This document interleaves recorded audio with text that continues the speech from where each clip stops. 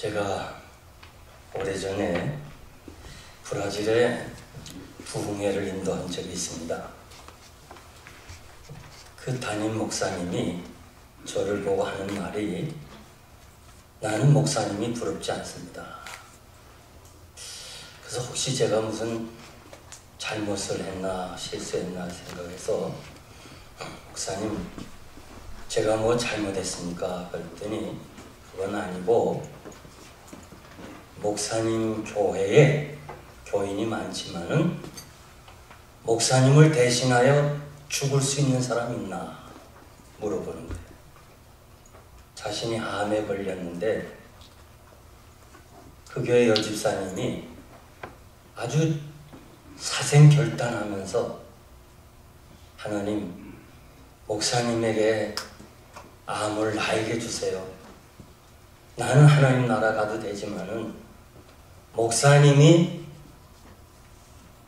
암에 걸려서 하나님 나라에 가면 이 양떼들 어떻게 할 거예요?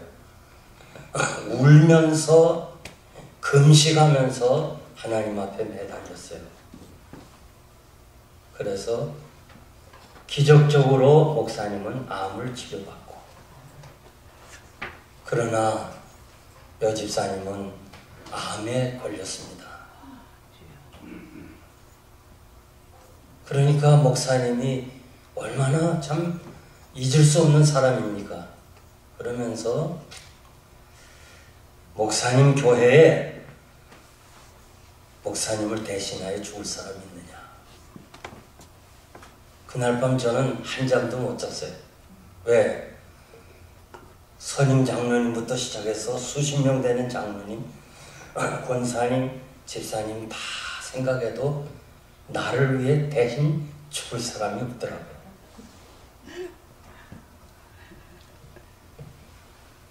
제가 그 집사님이 이번에 오신 강사를 내가 마지막 모시고 하나님 나라에 가겠다 하면서 그 불편한 암을 가지고 저를 극진히 섬기는 거예요. 집회가 다 끝나고 제가 그 집사님에게 이렇게 말을 했어요. 집사님, 하나님께서는 네가 말한 대로 맹세까지 하시면서 하시겠다고 하셨으니 집사님이 그렇게 간절히 기도한 기도대로 암은 허락하셨지만 절대 집사님은 죽지 않아요. 만약에 집사님이 죽으면 목사님이 마음이 아파서 목회를 어떻게 하겠습니까? 그러니 하나님께서 반드시 집사님도 치료하실 거야 하고 제가 간절히 떠나오면서 기도했어요. 금년에 제가 이제 어느 교회 가서 이 예화를 들어야 되겠는데 그 집사님이 궁금한 거예요. 그래서 물어 해가지고 그 당시에 목사님을 찾았어요. 그랬더니 지금은 저 원주민 은퇴하시고 선교사로 가 계시더라고요. 목사님, 내가 이런 사람인데 그 옛날에 목사님을 위해서 대신 암을 가졌던 집사님이 어떻게 됐냐 그러니까 지금은 한국에 계시고 따님이 비행기 여승무원이 되어서 지금 잘 살고 있다는 거예요.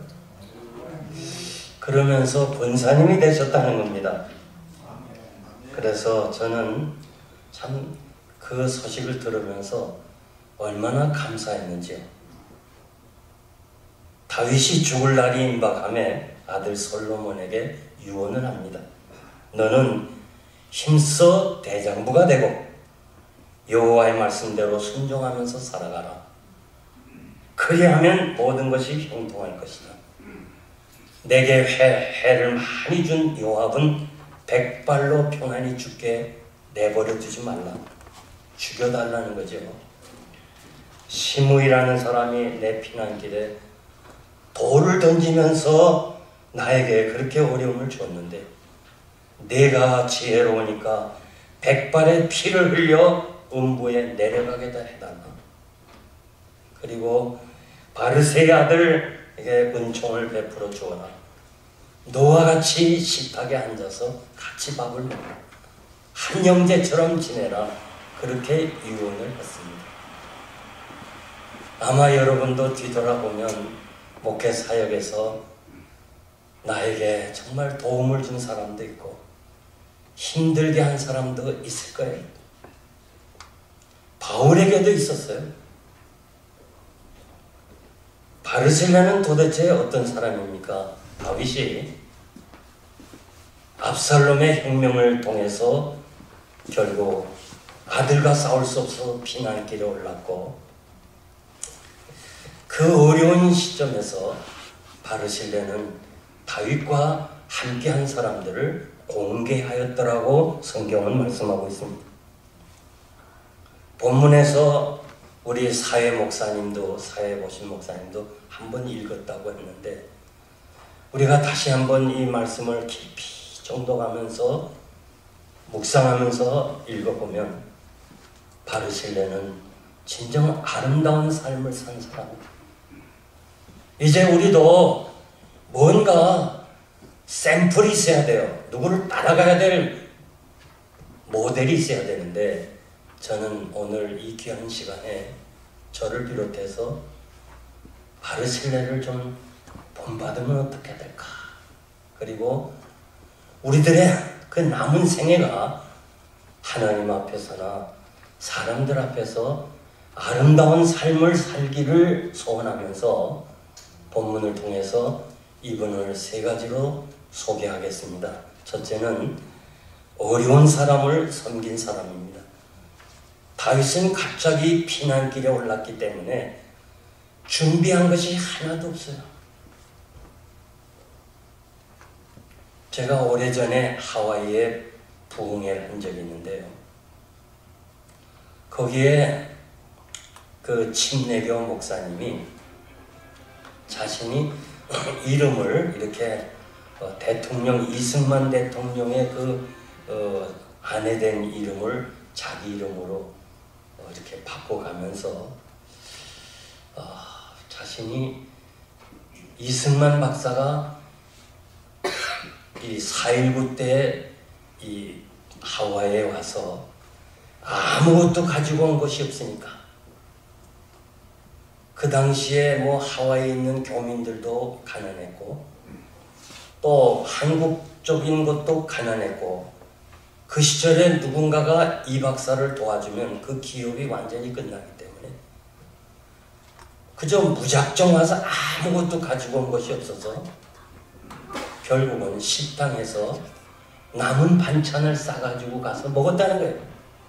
그러면서 이 프란체스카 오 목사님이 자기 이름을 프란체스카로 붙였는데, 영부인도 이렇게 식당에서 얻어다 먹었는데 감히 내가 이렇게 남길 수 있냐 하면서 그 음식을 다 싸가더라고요. 그날 이후 저도 식당에 가서 다 싸가고 갑니다. 정말 피난을 해본 사람은 알지만 저도 피난민이었습니다. 대구로 갔는데 그저 어린 시절의 기억은 배고픈 것밖에 없어요. 그 어려울 때에 다윗과 하는 그 함께한 사람들을 도와주는 것은 쉬운 것이 아닙니다. 생명을 내놓고 돕는 거예요. 바르실레라는 이름의 뜻은 냉철한 사람, 강철같이 강직한 사람, 그런 뜻이에요. 이거 웬만하면 못 도와줘요. 아주 강한 사람, 냉철한 사람이 아니고는 다윗을 도와줄 수가 없습니다. 여러분들이 아는 대로 다윗의 피난길에 그가 배고프고 어려워서 결국 제사장 아비멜렉이 도와주잖아요. 그것 때문에 사울왕이 아비멜렉은 물론이고 제사장 85명과 그 자녀들 다 죽인 거 다윗도 알고 바르실레도 알아요. 만약에 이 도운 것이 안다면, 도와준 것이 안다면 압살롬이 가만히 있겠습니까? 그런 거 저런 거 정말 어려운 거 다 알면서 생명을 내놓고 다윗을 도와준 거예요. 사도 바울은 자신의 섬김을 하나님이 증인이라고 담대하게 말씀했어요. 내가 섬기는 일로 예루살렘에 가겠다고 했습니다. 너희 믿음과 재물과 봉사 위에 내가 나를 관제로 드릴지라도 나는 기뻐한다고 말씀합니다. 우리 주님은 이 땅에 섬기러 오셨고 자신의 목숨까지 우리 위하여 주셨습니다. 6세기 성자 베네딕트는 중세의 가장 아름다운 유명한 수도사인데 그는 3년을 동굴에서 지냈습니다.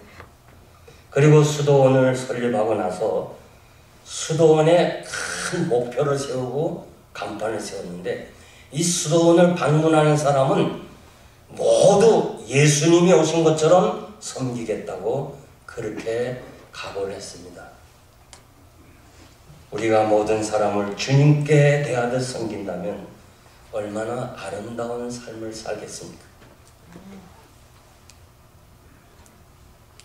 저는 목회하면서 사실은 주변의 작은 교회를 보지 못했습니다. 그저 내가 섬기는 교회, 그 교회만 부흥시키고 그 교회를 위해서 했는데 은퇴하고 나니까 주변이 보이는 거예요. 안 보이던 것이 보이는 거예요. 그리고 이 뉴저지, 뉴욕을 보니까 너무 힘들게 목회한 사람이 많아요. 정말 존경스러운 거예요. 이거 그만두고 그냥 가서 일해도 얼마든지 편안하게 먹고 사는데 그래도 주를 위해서 살겠다고 하는 이 젊은 목사님들을 볼 때 저는 존경해 가면서 내가 할 일이 뭐냐? 이들을 도와줘야 되겠다. 이들을 위해서 섬기겠다.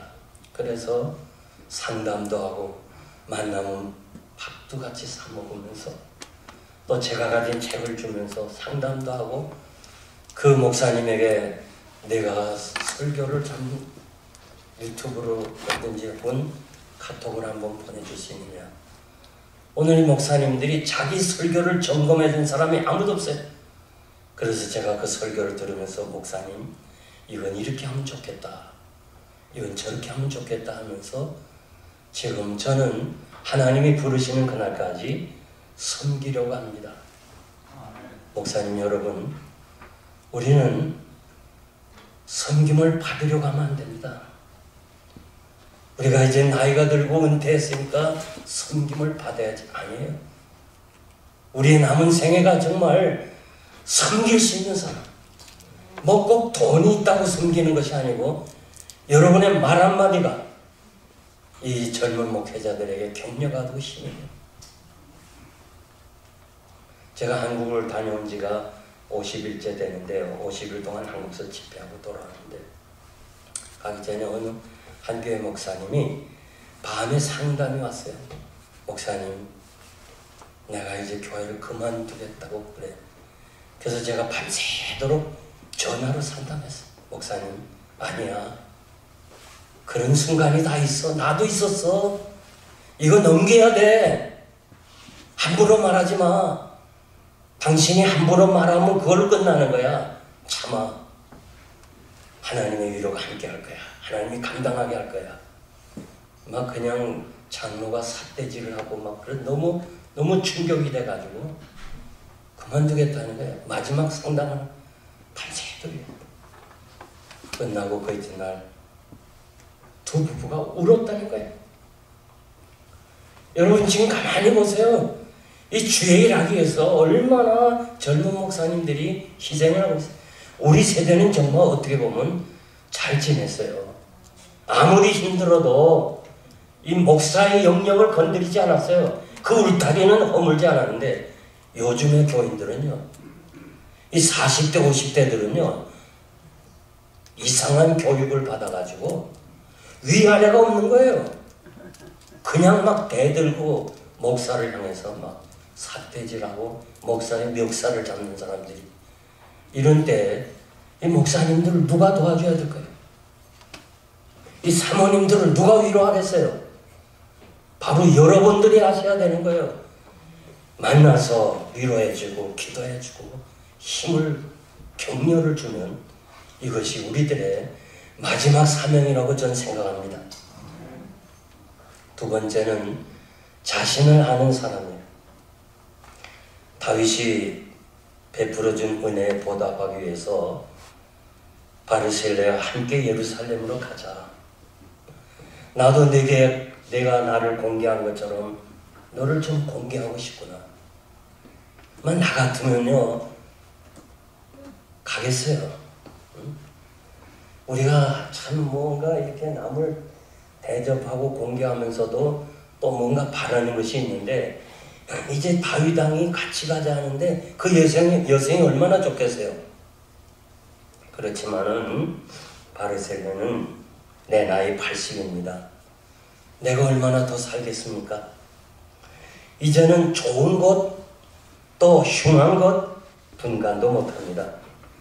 선악을 판단할 능력도 없습니다. 음식의 맛도 없습니다. 이 늙은이가 왕에게 누가 되기 원치 않습니다. 바르실레의 말에서 이분은 자신의 위치와 처지를 잘 알고 있는 사람이에요. 욕심도 없고 바라는 것도 없어요. 그저 만족하게 사는 사람입니다. 지금의 삶의 현장이 그냥 감사한 거예요. 저는 목사님들의 형편을 잘 모릅니다. 그러나 제가 말씀드리고 싶은 것은 지금의 내 형편을 하나님의 은혜다. 하나님이 여기까지 인도하셨다. 감사한다면 그것은 행복한 사람이고 부유한 사람이라고 저는 믿습니다. 행복이 어디 있습니까? 만족이 어디에 있습니까? 여러분의 마음에 없으면 없는 거예요. 내 마음이 행복하면 다 행복한 거예요. 내 마음이 불행하면 다 불행한 거예요. 유편의 길소 교수가 만들어낸 심리학적 용어가 있는데 인식차단이라는 말이 있어요. 그 상자에다가 가운데를 막고 한쪽은 행복한 얼굴, 한쪽은 슬픈 얼굴을 그렸어요. 그리고 그 상자를 구멍을 내서 들여다보게 하는데 행복한 사람이 보면 행복한 얼굴이 보이고 불행한 사람이 보이면 슬픈 사람이 보면 슬픈 얼굴이 보인다. 인식이 차단된다. 이분 얘기가 환경이 중요한 것이 아니라는 거예요. 돈이 중요한 것이 아니라는 거예요. 자신의 마음이 중요하다는 거예요. 마음에 행복이 있으면 다 행복이고 마음에 근심과 불안이 있으면 모든 게 불안한 거예요. 중요한 것은 내 마음이에요. 항상 주의 영으로 충만하신다면 하나님의 사랑을 알게 되고 그 사랑의 높이와 깊이와 넓이와 길이가 어떠함을 깨닫게 되면 정말 행복한 거예요. 다윗처럼 여호와는 나의 목자시니까 나는 부족함이 없습니다. 이 부족함이 없다는 말은 단어는 나는 아무 소원이 없다는 거예요. 나는 아무 소원이 없습니다. 하나님 한 분이면 다 됩니다. 이상의 행복한 사람이 어디 있어요? 여러분에게는 해당이 안 되는지 모르지만 제가 목회하면서 보니까 나이가 들수록 욕심이 많아져요. 왜 이렇게 욕심이 많은지. 그래서 우리가 어느 교인이 결혼 기념일이라든가 아이 생일로 떡을 하는데 그게 결국 작게 오는 거 아니에요. 1000명분을 해오는 거예요. 근데 그걸 오픈하면요 찬양대원들이 연습하고 하면 먹을 게 없어. 왜? 다 보자기 피고 그냥 사가는 거예요. 그래갖고 제가 할 수 없이 찬양대 거는 따로 두라 그렇게 할 정도. 이 미국에서 말이죠, 왜 그렇게 우리는요 욕심이 없어야 돼요. 언제 하나님이 부르실는지 모르는데 다 쓰고 가지 못하는 건데, 그래서 정말 우리 자신이 부족함이 없다, 나는 행복하다, 이런 축복이 여러분의 있기를 바랍니다. 35절 보니까 어찌하여 종이 내 주 왕께 오히려 누를 끼치리까? 이 늙은이가 왕에게 누가 되지 아니하겠습니다. 다만 배웅을 할 뿐입니다. 얼마나 배려 깊은 사랑의 말씀입니까? 그분의 말에서 겸손이 묻어 있습니다. 속내 깊은 사랑의 고백입니다. 목사님 그리고 사모님 여러분, 우리는 가정에서나 교회에서나 인간관계에서 다른 사람에게 누를 끼쳐서는 안 돼요. 누라는 말은 사전에 보면 남의 잘못으로 받게 되는 정신적 괴로움과 물질적 손해를 말한다고 그랬어요. 제가 필라델피아에 80년에 와서 거기서 거의 모든 생애를 보냈어요. 개척하고 같이 울며 기도하며 금식하며 그런 분들이 다 장로님이 되고 집사님이 되고, 저에게 이제는 목사와 장로보다는 친구예요. 얼마나 귀한 사람들인지. 그런데 제가 그곳을 떠나서 이 낯선 뉴저지에 온 거예요. 사실 필라델피아에서는 제가 모르는 사람이 없어요. 다 그 교민들이 하고, 제 방송을 통해서나 지금도 여러분들이 한번 필라인 사람에게 전화를 한번 해보세요. 저를 다 사랑해주고 다. 그래서 저도 제 생에 가장 오래 있었던 필라델피아를 잊고 싶은 마음이 있어요. 그러나 떠나와서 이곳에 있는 것은 담임 목사님에게 누가 되지 않도록.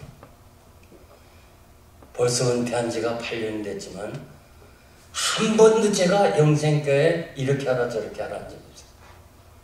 그리고 진짜 안 가려고 하는데 할 수 없이 막 요구해서 한 2번 정도인가 가서 설교했습니다.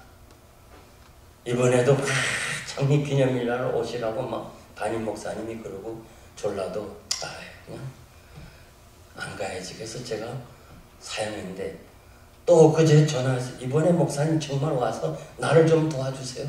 네. 그래서 제가 본 교회를 떠나서, 이건 뉴저지 땅엔 정말 저는 낯설은 땅에, 그러나 어떻게든지 내가 남에게 누가 돼서는 안 되겠다. 우리는 그런 삶을 살아야 할 겁니다. 마지막으로 바르실레는 죽음을 준비한 사람입니다. 바르실레는 다윗 왕에게 종은 부모 곁에서 죽으려 합니다. 명예와 권력과 부의 자리까지 다 양보했어요. 저는 여기에 있다가 죽겠습니다. 죽음을 알고 죽음을 준비한 사람은 정말 행복한 사람. 저를 패밀리 닥터로 섬겼던 윤두한 박사님, 그분이 35년간 저를 도와줬어요. 치료해줬어요. 저희 교회 장로님이신 이분이 이제 은퇴하고 따님 곁에 메릴랜드에 가서 제가 그분을 찾아갔어요. 그러면서 제가 기도하면서 혹시라도 장로님이 나이가 들어서 구원에 대한 확신이 없으면 내가 구원의 확신을 주는 메시지를 전해야 되겠다 생각하고 내 새 소망, 하나님 나라, 부활의 기쁨, 이런 말씀을 전했어요. 끝나고 나더니 그 장로님과 권사님이, 목사님, 우리는 죽을 준비가 다 돼 있습니다. 언제 하나님이 오라 해도 지금입니까? 가겠습니다. 이런 자세로 살고 있다는 거예요. 난 너무너무 부끄러웠어요. 돌아오는 길에 차중에서 이용골, 너는 죽을 준비가 됐나? 저는 안 돼 있었어요. 그렇게 많은 설교를 하고 그렇게 많은 장례를 집례하고도 나는 천국에 대한, 부활에 대한 말씀 많이 전했지만 아는 것과 믿는 것에 차이가 있었어요. 그래서 그날 이후 2019년 이후 철저하게 회개했습니다. 철저하게. 그리고 나도 이제 죽을 준비를 해야 되겠다. 그래서 하루하루가 나의 생애 마지막처럼 사니까 얼마나 행복한지 몰라요. 어제 오늘이 아닙니다. 윤도한 박사는 코로나 때 가셔서 장례도 제가 전화로 그냥 하셨고, 권사님은 몇 개월 전에 전화가 왔어요. 목사님, 이제까지 너무 고마웠습니다. 목사님 정말 감사합니다. 저는 이제 가겠습니다. 말씀하는 게 좀 이상해요. 또렷하지만은 먼저 가겠다는데 아니 권사님 무슨 말씀을 그렇게 하세요? 지금 어디요? 병원입니다. 아 그래요? 그러면 내가 지금 좀 바쁜 일이 있었는데 내일이고 모레고 내가 곧 찾아갈 테니까 그런 말씀 하지 마세요. 아직 권사님은 건강하셔요. 그리고 그 이튿날에 따님에게 전화했어요. 이틀 지나서 가려고. 어머니 어떻게 되냐니까 어머니는 목사님하고 마지막 얘기하고 하나님 나라 가셨다는 거예요.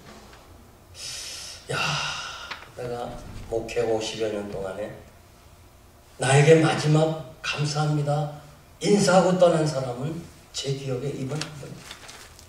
야, 귀하구나, 귀하구나. 마지막 가는 길에 목사님께 인사하고, 목사님 제가 먼저 가겠습니다. 고마웠습니다.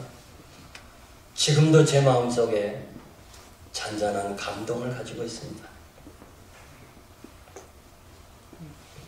욥기 14장 5절 보니까 우리의 죽음의 날을 하나님이 정하셨는데 우리는 몰라요. 그러나 대충 준비하고 있으라는 말로 인생은 70이고 건강하면 80이다. 요즘은요 성경보다는 세상 사람들의 이야기를 더 좋아해요. 100세 세대다, 100세 세대. 여러분 그거 아닙니다.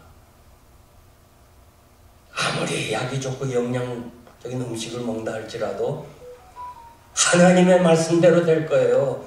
그러니까 우리는 하나님 말씀대로 정말 80이 넘으면 이제는 덤으로 사는 것을 감사하면서 하나님 앞에 설 준비를 하며 살아가는 것은 정말 귀하고 아름다운 삶을 사는 거예요. 뭘 100세까지 우리가 기대하겠어요. 하나님 나라가 더 좋지. 아멘 한 사람 아무도 없군요. 아멘 한 사람만 복 받으세요. 제가 한국에서 모셨던 이학인 목사님, 그분은 개척을 하고 22년 섬기고 저에게 그 교회 후암제일교회를 물려줬습니다. 정말 아름다운 교회. 거의 최초로 제가 알기로 교회 안에 수세식 변소를 가져오는 바람에 장로님이 목사의 멱살을 잡은 교회예요. 어떻게 이렇게 거룩한 예배당 안에 더러운 변소가 들어오냐면서 마치 자기 의가 최고인 것처럼 목사의 멱살까지 잡은 그런 교회입니다. 잘 지었습니다. 요즘은 큰 교회가 많지만 그 시절에 40, 50년 전에 참 잘 지었어요. 은퇴하고 미국에 가셨고 결국 제가 84년도에 이학인 목사님을 만났습니다. LA에 계시는. 이 목사, 내가 잘못한 거 많지요. 용서해 주세요. 아니 목사님 무슨 말씀을 그렇게 하세요. 용서라니요.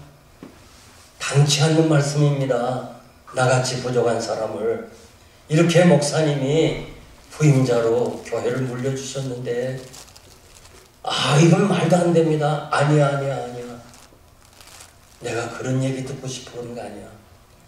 나는 기억을 못하지만은 이 목사님은 기억할 게 있을 거야.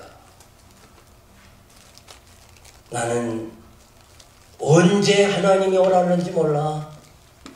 나는 오늘을 나의 마지막처럼 살아가고 있는 거야. 행여나 나 때문에 마음 상한 사람이 있을까 봐 나는 만날 때마다 사죄를 구하는 거야. 나 깨끗이 살다 가고 싶어. 그러니까 이 목사 그냥 그러지 말고 용서해줘요. 자꾸 용서를 해달라는 거예요. 그래서 할 수 없이 목사님 용서해드리겠습니다. 그랬어요. 이분이 104살에 가셨어요. 아무도 안 놀래네요. 난 참 놀랬는데 너무 놀랬어요. 난 여러분 안 놀래는 거 보고 놀래는데요. 야, 84세에 죽음을 준비한 이 목사님이 104살까지요. 정신이 흐리지 않았어요. 제가 98세, 99세 LA 집에 가도 와서 축도를 하셨어요. 따님과 사위가 교회 갔다 오니까 아버지가 침대에서 내려서 두 손 모아 기도하는 거예요. 아버지, 아직도 기도하고 계세요? 대답이 없어. 아버지, 저희들 왔어요. 그런 대답이 없어. 아버지 하고 흔드니까 그대로 넘어진 거예요. 기도하다가 그 영혼이 떠난 거예요. 저는 그 얘기 듣고 LA에 가서 장례식을 하면서요. 야, 목사님의 마지막이 이렇게 아름다울까? 제가 참여한 모든 목사님들에게 우리가 한 번밖에 없는 죽음을 정말 사는 것도 영광이지만은 그 마지막 한 번을 하나님께 영광을 돌려야 되지 않을까? 저는 정말 너무너무 그분을 마음속으로 참 동경하고 있어요. 야, 저렇게 살면 얼마나 좋을까? 제가 몇 개월 전에 그 목사님 한 분이요. 이젠 병원에서 못 고쳐. 막 피부로 막 물이 나와. 그래서 병원에서 이모전시를 들어가면 우리 할 일 다 했다는 거예요. 다 했어. 이젠 못합니다. 이젠 아무것도 할 수 없습니다. 그러면 퇴원을 해요. 그러면 이 목사님은 3딸이 있는데 나는 더 살아야 돼. 120살까지 살아야 돼. 성경에 120살까지 살아야 되니까 난 살아야 돼. 말리나 이모전시로 데려가 달라고 막 소리쳐서 할 수 없이 또 이모전시로 가면 또 그 이튿날 나와야 돼. 이렇게 반복을 했을 때 3딸이 믿음이 약해지는 거예요. 저를 보고 목사님 정말 천국이 있습니까? 정말 우리가 죽으면 천국 갑니까? 나는 지금 아버지 모시면서 이 딸들이 그런 거예요. 아버지, 엄마 가신 천국 알잖아요. 믿잖아요. 이제 의사가 다 했대요. 할 수 없대요. 이제는 하나님 나라 바라보면서 하나님 나라 갈 준비해야 되죠. 아니야. 나는 지금 더 살아야 돼. 성경에 보면 120살까지 살라고 그랬어. 우리 성경에 120년, 그건 노아 홍수를 얘기하는 거지 수명을 얘기하는 게 아닌데 그렇게 해석하는 사람이 너무 많아요. 그래서 제가 찾아가서 92세 된 노인 목사님의 머리에 손 안수하고, 나 안수하는 거 싫지만은 그러나 안수하고 간절히 기도했어요. 목사님 왜 이러세요? 왜 이래? 응? 이 자녀들 앞에서, 손자들 앞에서 이 신앙을 분명하게 보여줘야지 왜 그래요? 그러면서 간절히 기도했어요. 근데 또 기도하고 나와도 또 그냥 더 오래 살겠다고 또 그러더라는 거예요. 그래서 그 소식 그 이틀 만에 또 가서 간절히 기도했어요. 하나님, 어떻게든지 목사님에게 하나님 나라에 대해서 좀 보여달라. 그랬더니 제 기도 받고 저는 나왔지만은 자녀들 앞에서 그래 미안하다. 나는 이제 어머니 있는 천국으로 간다. 그리고 세상 떠났어요. 여러분, 저를 포함해서요. 죽을 준비해야 돼요. 그래야 바로 우리가 하나님 앞에 설 수 있어요. 정말 우리 목사 아닙니까? 우리가 죽으면 나 혼자의 죽음이 아니고 나를 가는 많은 성도들이 있고 또 주변에 친구들이 있는데 마지막 가는 길에 우리가 하나님을 찬송하면서 기도하면서 하나님께 영광을 돌리면서 이 세상을 떠나야 되지 않겠어요? 그래서 저는 여러분들에게 우리가 죽을 준비를 하고 살자는 거죠. 이제 제가 결론적으로 말씀드리겠습니다. 압살롬이 죽고 예루살렘 반란군이 진압이 되었습니다. 다윗은 예루살렘으로 돌아가면서 바르실레에게 같이 가자. 내가 보답하겠다. 그럴 때 바르실레는 왕이여, 나는 내 나이 80입니다. 내 아들 김함을 데려가 주세요. 왕의 처분대로 하세요. 그래서 다윗은 고마움을 보답하기 위해서 아들 김함을 데려갑니다. 그리고 그에게 가까운 베들레헴 근처에 거처를 마련해주고, 그리고 죽으면서 아들에게 솔로몬아, 김함과 같이 지내라. 식탁에 앉아서 같이 밥을 먹어라. 그러면서 유언하고 하나님 나라에 갔습니다. 우리 성경에 보면요, 에레미야 41장 17절에 보면 요하난과 함께하는 군대 장관들이 애굽으로 가는 길에 베들레헴 근처에 있는 게롯 김함 여관에 머물렀더라.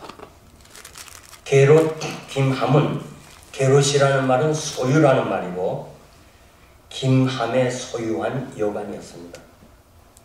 바르셀의 아들 김함은 왕의 가족이 되었을 뿐만 아니라 베들레헴의 땅을 준 그것 가지고 여관을 만들었어요. 전설에 의하면 예수님이 베들레헴 김함의 여관에서 출생하였다고 성경학자들이 이야기해요. 물론 성경이 없지만은 우리가 가능한 얘기입니다. 아름다운 삶을 살았던 바르실레의 그 아들이 이렇게 복을 받을 수 있었습니다. 우리는 지금 자녀들에게 남길 유산은 없어요. 우리 목회자가 뭘 있다고 남기겠습니까? 그러나 아브라함이 죽은 후에 이삭에게 복을 내렸던 것처럼 여러분이 아름답게 살다가 정말 하나님이 원하시는 뜻대로 지나온 날은, 시간은 우리가 아무리 후회해도 필요가 없어요. 지나갔으니까. 그래도 아직 남은 시간이 있다는 거. 오늘도 여러분 가운데 서울을 다녀오신 분이 있는데 우리가 서울 갈 때 게시판에 뭐가 나와요? 비행시간, 지나온 시간 관심 없어요. 1시간이면 인천에 도착한다는 것. 그 남은 시간이 우리에게 관심 있는 것처럼 우리의 남은 시간이 얼마나 돼요? 이 남은 시간만은 여러분들이 바르실레처럼 아름답게 살아서 여러분 통해서 여러분 자손들이 복을 받는 귀한 하나님의 종들이 되시기를 간절히 바랍니다. 하나님 아버지 감사합니다. 이 한 해도 저물어 가는 때 뒤돌아보면 어느 것 하나도 하나님의 은혜가 아닌 것이 없습니다. 여기까지 지나온 것, 저희들이 병원에 있거나 남의 도움을 받지 않고 기쁨으로 이 자리에 나와서 예배드리게 된 거 하나님의 은혜입니다. 아버지 하나님, 이제 우리의 남은 생애는 오직 하나님만이 아십니다. 원하옵기는 저들이 세상에 할 일이 있기 때문에 우리를 이 땅에 두신 줄 압니다. 우리가 주어진 생애, 그래도 이제는 섬김을 받지 말고 내 나이 80이라 할지라도 바르실레처럼 이제는 섬길 수 있는 사람.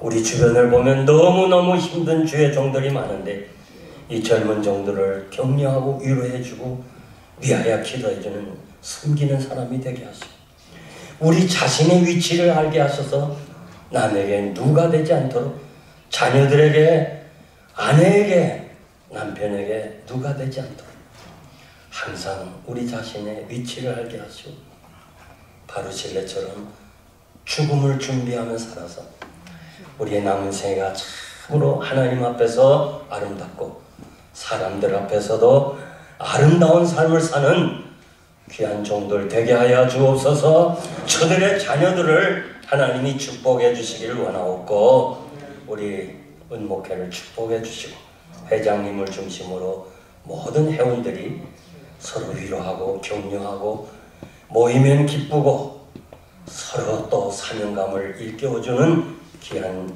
남은 시간 되게 하여 주시옵소서. 이제 묵은해가 가고 새해를 맞이하는 길목에 섰습니다.